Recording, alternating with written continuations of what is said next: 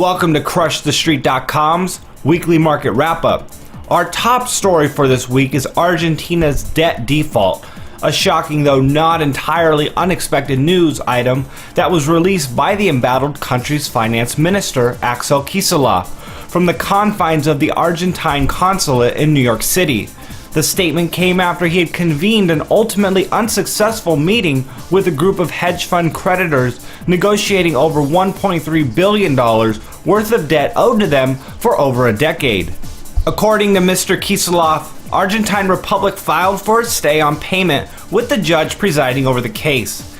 But the conditions of the stay were dependent upon the hedge fund's cooperation, which obviously chose not to oblige. The fund cited in the long reoccurring legal battle is NML Capital, a collective of investors led by billionaire Paul Singer.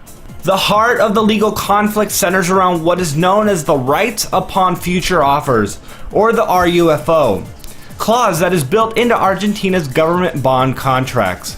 Under RUFO, if Argentina negotiates better terms with some bondholders, all bondholders have a claim on those terms. That would open up the nation to $15 billion worth of payments, since the clause would be triggered if Argentina were forced to settle their debts with NML Capital. NML has stood firm on the legal wranglings, refusing to take any haircuts at all on the debt it acquired during Argentina's economic crisis of 2001. A week earlier, on July 22nd, Judge Thomas Griesa rejected the Republic's RUFO argument and its plea for a stay on payment, which left little choice but for Argentina to surrender payment under adverse conditions or default on its debt. Due to the reluctance of the NML to offer any leeway, they have been labeled as a vulture fund, with the finance minister accusing NML of extortion. Unfortunately, the penalty under the RUFO clause is minor compared to total liabilities that may be incurred under the acceleration clause claims, where bondholders can immediately sue for all their money at once. This amounts to $29 billion, or everything in Argentina's central bank. That means the real victims of this current crisis is the Republic's citizenry, which will more than likely face another prolonged round of hyperinflation and economic turmoil. After the whistle blew on the final World Cup match between Germany and Argentina, it was reported that several thousand Argentines refused to leave Brazil, claiming that conditions were far better within their otherwise bitter rivals' borders. This latest news suggests that their stay will last far longer than originally anticipated.